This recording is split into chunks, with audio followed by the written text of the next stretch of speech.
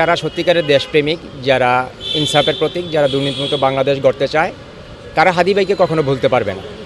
হাদী ভাই আমাদের বিপ্লবী মহানায়ক, হাদী ভাই জুলাই বিপ্লবের মহানায়ক এবং এদেশের সূর্য সন্তান। যে এখানে দাঁড়িয়ে থাকতে লজ্জা লাগছে যে একটা লোক 19 কোটি মানুষের জন্য লড়াই করলো, যে একটা লোক একটা স্বাধীন সার্বভৌম বাংলাদেশের জন্য একা লড়াই করলো, আর 19 কোটি মানুষ মিলে আজ 10 দিন ধরে তার খুনিকে আমরা এখনও গ্রেপ্তার করতে পারি নাই। এটা আমাদের জাতির লজ্জা, এটা রাষ্ট্রের লজ্জা, এটা এই দেশের প্রশাসনের লজ্জা।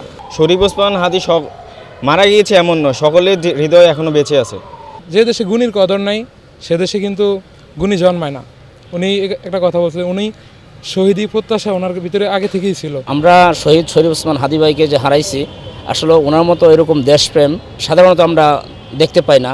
দেশ স্বাধীনের পর থেকে এরকম দেশপ্রেম লালন করে বা ভারতের আধিপত্য বিরোধী এরকম আন্দোলন করতে আমরা ওইরকমভাবে কাউকে আমরা দেখতে পাই না, যেটা আমরা শহীদ শরীফ ওসমান হাদী ভাইয়ের মধ্যে আমরা পেয়েছি।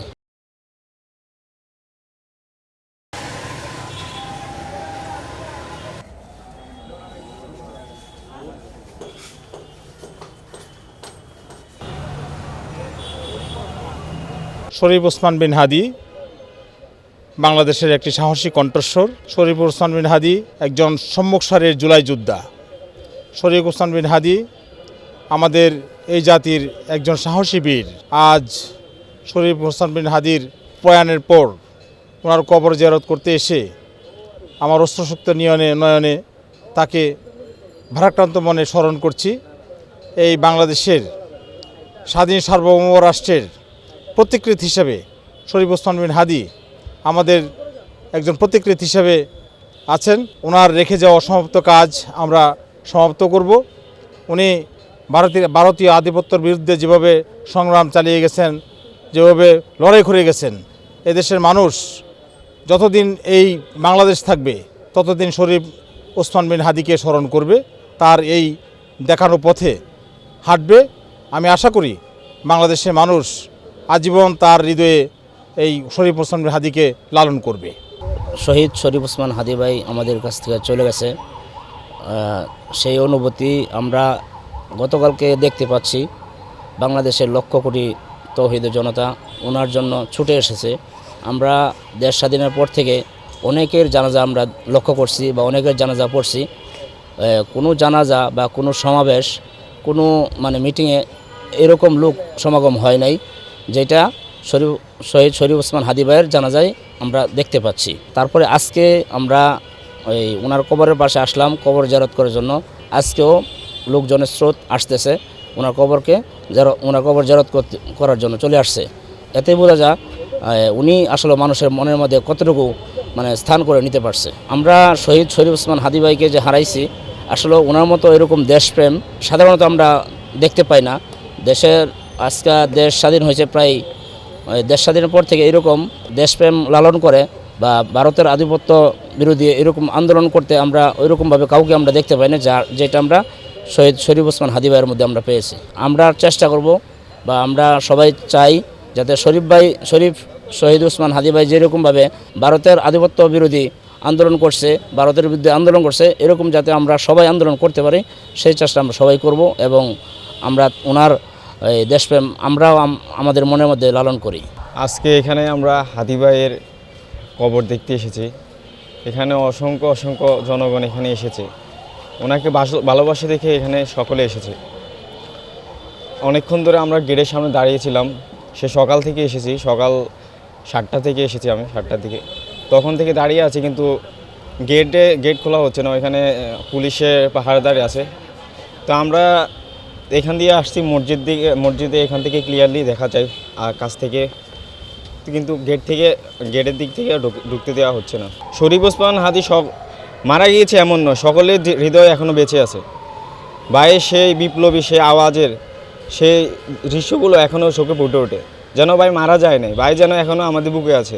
ভাই যখন মারা গিয়েছে এই কথা শুনছি, তখন ভাইয়ের সেই কথাগুলো, সেই বিপ্লবী সে গর্জনগুলো তখনও মনের ভিতর বাজছিল। ভাইয়ের সে চিৎকারগুলো, সে যখন বলেছে আমার মায়ের কথা বলবো সংসদে গিয়ে, খালাদের কথা বলবো সংসদে গিয়ে, যারা আমার জন্য দোয়া করে, আমার জন্য রোজা রাখে। অনেক নেতাদেরকে দেখেছি যারা টাকা দিয়ে ভোট কিনে, কিন্তু ভাইকে সকলে সাধারণ জনতা ভাইকে যে যা পারে আপনি আপনি প্রচারণা শুরু করেন, ভাইকে এইভাবে বলতো আমরা আছি আপনার পাশে। এরকম বিপ্লবী, এরকম নেতা আমরা এই বাংলাতে আর কখনো দেখিনি এর আগে। ভাইয়ের যে বক্তব্যগুলো আমি প্রতিনিয়ত শুনতাম, তিনি যে কথাগুলো বলতো, উনি সাধারণ মানুষের কথা বলতো। ওনার কথাগুলোর যে বলতো আপনি মনে করেন ওনার কথা শুনলেই আপনি ওনার প্রেমে পড়ে যাবেন, এরকম একটা কথা। ওনার প্রতি ভালোবাসা ওনার কথার মাধ্যমেই জন্মায়, এবং উনি যা করছে এবং তার আত্মত্যাগ সব কিছু মিলে তার প্রতি একটা আলাদা ভালোবাসা জন্মাইছে। মূলত তার যে আইডিয়া, উনি একটা কথা বলছেন, আপনারা জেনে থাকবেন যে আইডিয়া সারা জীবন বেঁচে থাকে, কিন্তু মানুষ সারা জীবন বেঁচে থাকে না। 5 বছরের কর্মকাণ্ড 50 বছর থেকে যায়, উনি কথাটা বলছিলেন। ইনশাল্লাহ থেকে যাবে, ওনার আইডিয়া থেকে যাবে। ওনার যে আইডিয়া ছিল তার মাধ্যমে অনেক শরীফ ওসমান হাদি জন্ম নিবে, এটাই আমার মনে হয়। আর একটা কথা আমি বলতেই চাই, সেটা হলো যে দেশে গুণীর কদর নাই সে দেশে কিন্তু গুণী জন্মায় না। উনি একটা কথা বলছিলেন, উনি শহীদি প্রত্যাশা ওনার ভিতরে আগে থেকেই ছিল, এবং উনি একটা কথা বলছে শুধু যে ওনার শহীদ হওয়ার পরে যেন খুনির বিচার হয়। এখন আমরা ওইটাই চাই। যদি এতটুকু না হয় তাহলে তো গুণী জন্মাবে না ভাই। এ কারণে গুণী জন্মানোর জন্য বিচারটা যে কোনো মূল্যে যেন বিচারটা হয়, এটাই চাই, এটাই প্রত্যাশা। আমি আসলে এখানে এসেছিলাম হাদি ভাইয়ের কবর জিয়ারত করার জন্য এবং এক নজরে কবরটা একটু দেখার জন্য আর কি। আসলে ওর সঙ্গে আমার তেমন একটা পরিচয় ছিল না, দেখাও হয় নাই, কিন্তু ও আমার বলতে গেলে একজন ইমানদার এবং মমিন ভাই, সে হিসেবে ওকে আমি চিনি এবং জানি। সে একজন খাঁটি দেশপ্রেমিক, খাঁটি মানুষ, খাঁটি ইমানদার এবং নির্ভেজাল একজন দেশপ্রেমিক, যে সারা জীবন দেশের জন্য বিভিন্ন সংগ্রাম এবং আন্দোলন করে গেছে। এটার মধ্যে দিয়ে প্রমাণ হয় সে একজন খাঁটি দেশপ্রেমিক। আশা করি ইনশাল্লাহ আমরা যদি চেষ্টা করি, সবাই মিলে যদি ঐক্যবদ্ধভাবে চেষ্টা করি, আমরা তার যে রেখে যাওয়ার স্বপ্ন সেটা আমরা ধীরে ধীরে বাস্তবায়ন করতে পারবো বলে আমরা আশা করি রাষ্ট্র যদি সঠিকভাবে এটা যদি বিচার কার্য যদি পরিচালনা করে, আশা করি আমরা বিচার ইনশাল্লাহ পাবো বলে আশা করি। সত্যি কথা বলতে কি, যারা সত্যিকারের দেশপ্রেমিক, যারা ইনসাফের প্রতীক, যারা দুর্নীতিমুক্ত বাংলাদেশ গড়তে চায়, তারা হাদি ভাইকে কখনো ভুলতে পারবে না। হাদি ভাই আমাদের বিপ্লবী মহানায়ক, হাদি ভাই জুলাই বিপ্লবের মহানায়ক এবং এদেশের সূর্য সন্তান। হাদি ভাইয়ের যে পথ চলা শুরু করেছিলেন সেটা বাংলাদেশের সার্বভৌমত্বকে নিয়ে, এদেশের ইনসাফ প্রতিষ্ঠা করার জন্য, দুর্নীতিমুক্ত বাংলাদেশ গড়ার জন্য, মানুষের জানমাল নিরাপত্তার জন্য এবং একটা স্বাধীন সার্বভৌম বাংলাদেশ প্রতিষ্ঠা করার জন্য ওনার সংগ্রাম ছিল। উনি জনগণকে ভালোবাসতেন, দেশকে ভালোবাসতেন, দেশের মানুষকে ভালোবাসতেন, মানুষের মানবাধিকার গণতন্ত্রকে প্রতিষ্ঠা করার জন্য ওনার লড়াই। তো আজ অত্যন্ত দুঃখের বিষয়, আমরা হাদি ভাইকে হারিয়েছি একটি কুচক্রী মহল, সেই ভারতীয় আধিপত্যবাদের দালালেরা, সেই ভারতীয় আধিপত্যবাদের গোলামেরা, সেই ভারতীয় আধিপত্যবাদের দাসত্ব করার চক্রান্তকারী ফেসিবাদ স্বৈরাচারের দোসরেরা আমাদের এই মহা বিপ্লবী নায়ককে নির্মমভাবে হত্যা করে। তো তার শাহাদাতের মধ্যে তার এই শহীদি জীবন জাতিকে কাঁদিয়েছে। আপনারা জানেন বাংলাদেশের ইতিহাসে সর্ববৃহৎ জানাজা নামাজ কালকে অনুষ্ঠিত হয়েছে এবং তাকে সর্বোচ্চ মর্যাদায় এই ঢাকা বিশ্ববিদ্যালয় জাতীয় মসজিদ বিদ্রোহী কবি কাজী নজরুল ইসলামের পাশে সমাহিত করা হয়েছে। আজ আমরা এখানে এসেছি তার বিধি আত্মার মাগফিরাত কামনা করতে। তো এখানে দাঁড়িয়ে থাকতে লজ্জা লাগছে যে একটা লোক 19 কোটি মানুষের জন্য লড়াই করলো, যে একটা লোক একটা স্বাধীন সার্বভৌম বাংলাদেশের জন্য একা লড়াই করলো, আর 19 কোটি মানুষ মিলে আজ 10 দিন ধরে তার খুনিকে আমরা এখনও গ্রেফতার করতে পারি নাই। এটা আমাদের জাতির লজ্জা, এটা রাষ্ট্রের লজ্জা, এটা এই দেশের প্রশাসনের লজ্জা। আমি চাই সরকারকে বলবো, অনতি বিলম্বে আপনাদের আর পদত্যাগের করার বলে লাভ নেই। এরা নির্লজ্জ, আত্মসম্মান, আত্মজ্ঞান, আত্মমর্যাদা, আত্ম উপলব্ধি, আত্মসংযম আমাদের সরকারি কর্মকর্তাদের, উপদেষ্টা মণ্ডলীর কারোরই নেই। যদি থাকতো, জনগণ এত ধিক্কার দিচ্ছে, এত ঘৃণা জানাচ্ছে, এত প্রতিবাদ জানাচ্ছে, তারা এই ব্যর্থতার দায়ভার নিয়ে পদত্যাগ করতো যদি তাদের আত্মসম্মান থাকতো। এই 21 শতাব্দীতে এসে, এই তথ্য প্রযুক্তির যুগে এসে দিনে দুপুরে প্রকাশ্য দিবালোকে একটা রাজধানী থেকে একটা এলিট পার্সন ক্যান্ডিডেটকে গুলি করে খুন করে সন্ত্রাসীরা দেশ ত্যাগ করে যায়, এটা বলাটা প্রশাসনের জন্য আমি মনে করি লজ্জার, ঘৃণার, একটা কলঙ্কজনক একটা অধ্যায়।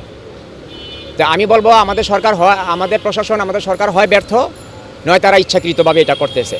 যদি ব্যর্থ হয় তাহলে আমাদের এই প্রশাসন দরকার নেই, কারণ 1000 কোটি টাকা দিয়ে এই ব্যর্থ প্রশাসন আমাদের পালার দরকার নাই। আর যদি তারা ইচ্ছাকৃত না ধরে তাও আমাদের দরকার নাই, কারণ জনগণের টাকা যদি জনগণের জানমালের নিরাপত্তা দিতে না পারে তাহলে তাদের রেখে কী লাভ। স্বরাষ্ট্র উপদেষ্টা 50 লক্ষ টাকা ঘোষণা করেছেন। আমাদের এত গোয়েন্দা সংস্থা SB, DG, SP, OC, NSI, DSI, FSI, কত কি, ডিবি, সিআইডি, তো এদের থাকতে একটা খুন হলো, খুনিকে ধরার জন্য 50 লক্ষ টাকা ঘোষণা, 1000 কোটি টাকা দিয়ে এই শত শত গোয়েন্দা সংস্থার হাজার হাজার সদস্যকে আমাদের পালার দরকার নাই। এগুলি বিলুপ্ত করে দেন, বন্ধ করে দেন। যখনই একটা অকারেন্স ঘটবে রাষ্ট্রীয়ভাবে আমরা 1 কোটি, 1.5 কোটি, 5 কোটি টাকা ঘোষণা করব, সন্ত্রাসীকে ধরে দেন, জনগণ স্বতঃস্ফূর্তভাবে তাদেরকে ধরে দিবে, রাষ্ট্রীয় টাকা সাশ্রয় হবে। তাই আমি সরকারকে বলবো অনতিবিলম্বে আইন তাদেরকে গ্রেপ্তার করা হোক। এবং দ্বিতীয় কথাটা আমি বলতে চাই, আজকে এখানে 5টা দাবি এনেছি। শহীদ ওসমান হাদি ভাইকে বহনকৃত যে কফিনটা, এটা জাতীয় জাদুঘরে যেন সংরক্ষণ করা হয় আগামী প্রজন্মের জন্য, এই একটা দাবি। দ্বিতীয় দাবিটা হলো জুলাই বিপ্লব ও বিপ্লবীদেরকে সুরক্ষিত রাখার জন্য, নিরাপত্তা দেওয়ার জন্য জাতীয় বিপ্লবী গার্ড বাহিনী গঠন করা প্রয়োজন। আপনারা জানেন সারা বিশ্বে, সারা পৃথিবীতে যে দেশে বিপ্লব হয়, বিপ্লব পরবর্তী 2টা কাজ করে বিপ্লবীরা। একটা হলো বিপ্লবী সরকার গঠন করে, একটা হলো বিপ্লব এবং বিপ্লবীদের রক্ষার জন্য জাতীয় বিপ্লবী গার্ড বাহিনী গঠন করে। কিন্তু আমরা 24শে বিপ্লবে ব্যর্থ হয়েছি 2টা গঠন করতে। তাই আমাদের ওসমান হাদি ভাইকে হারাতে হয়েছে, আমরা হারিয়েছি। আমরা আর কোনো ওসমান হাদি ভাইকে হারাতে চাই না, আর কোনো জুলাই যোদ্ধা বিপ্লবীকে হারাতে চাই না, আর কোনো দেশপ্রেমীকে হারাতে চাই না। তাই জাতীয় বিপ্লবী গার্ড বাহিনী গঠন করা একান্ত প্রয়োজন। 3 নম্বর দাবিটা হলো অনতিবিলম্বে বিপ্লবী সরকার গঠন করতে হবে। বিপ্লবী সরকার ছাড়া এই মুহূর্তে রাষ্ট্রের স্থিতিশীলতা এবং রাষ্ট্রের সার্বিক সার্বভৌমত্ব রক্ষা দায় হয়ে পড়বে। 4র্থ নাম্বারটা হলো স্বরাষ্ট্র, পররাষ্ট্র, অপদার্থ, স্বরাষ্ট্র, পররাষ্ট্র, আইন এবং সিএসিকে এখন আর পদত্যাগ বলবো না, তাদের পদত্যাগের ওভার শেষ। এখন বলবো সরকারকে অনুরোধ করব যে ওনাদেরকে বরখাস্ত করুন এবং ওনাদেরকে আইনের আওতায় আনুন। কারণ সিএসি একটা ক্যান্ডিডেট, এলিট পার্সনের একটা ক্যান্ডিডেটের দিনে দুপুরে গুলি করে হত্যা করলো, সে বলে এটা নাকি বিচ্ছিন্ন ঘটনা।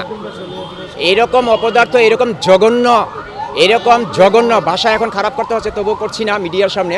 এরকম জঘন্য একটা ব্যক্তি একটা লোককে খুন করলো, সে এই কথাটা বলে কি করলো, খুনিদেরকে উস্কে দিল, আরও রক্ত জড়ানোর একটা পথ করে দিল সে, এটা নাকি বিচ্ছিন্ন ঘটনা। তাই তার পদত্যাগ চাই।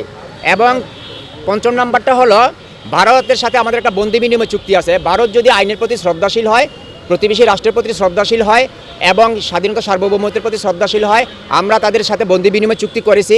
এখন তারা যদি আমাদের সাথে বন্দি বিনিময় চুক্তি না করে, তাহলে সরকারকে বলবো তাদের সাথে সমস্ত কূটনৈতিক সম্পর্ক স্থগিত করার জন্য। এই প্রত্যাশা জনগণের পক্ষ থেকে আমি সরকারের কাছে দাবি করছি। শরীফ ওসমান হাদি শহীদ বলতে হবে তাকে। সে বাংলাদেশের শ্রেষ্ঠতম একজন বীর হিসেবে খেতাব পেয়েছে শরীফ ওসমান হাদি। এরকম বীর আল্লাহ তাআলা কবে আবার পাঠাবেন সেটা আল্লাহ ভালো জানেন। এমন বীরত্ব আমার নজরে খুব কমই পড়েছেন।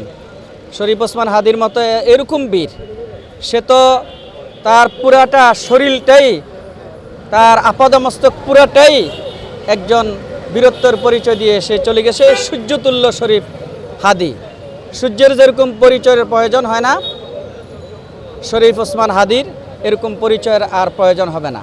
সে বাংলার হৃদয়, সকলের হৃদয়, শত্রু মৃত্যু দোস্ত আহবাব সকলের হৃদয় সে জড়িয়ে আছে। আমি যখন তার কবর জিয়ারতে গিয়েছিলাম এই জোহরের সময়, তখন আমি নিজেকে নিজে কন্ট্রোল করতে পারি নাই। আমাকে কন্ট্রোল করা খুবই কষ্টকর হয়েছিল। আল্লাহ তাআলা তাকে জান্নাতুল ফেরদাউস নসিব করুক, এটাই আমার কামনা। আমাদের দেশের আইন আদালত আছে, কিন্তু প্রয়োগ তেমন আমরা দেখতেছি না। এটা খুব দুর্বল একটা আইন আদালত, প্রয়োগটা খুব দুর্বল অবস্থা আমরা সবসময় দেখে আসছি। জানি না এই দেশে নতুন করে তার বিচারটা কিভাবে হবে।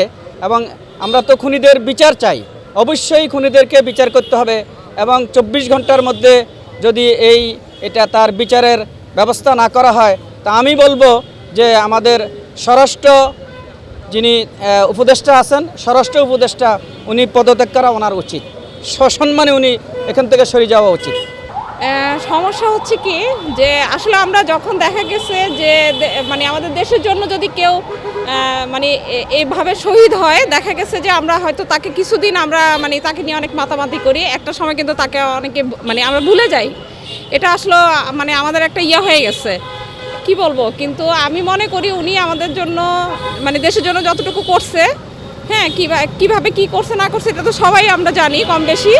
তো আমাদের উচিত আসলে সবসময় তাকে স্মরণ করা, হ্যাঁ তাকে মনে রাখা, শুধু আজকের জন্য না, সবসময় তাকে আমাদের মনে রাখতে হবে, মনে করতে হবে, তার জন্য আমাদের দোয়া করতে হবে। হ্যাঁ, এটা মানে আমার চিন্তা ভাবনা, যেটা আমি সবসময় তার জন্য দোয়া করব।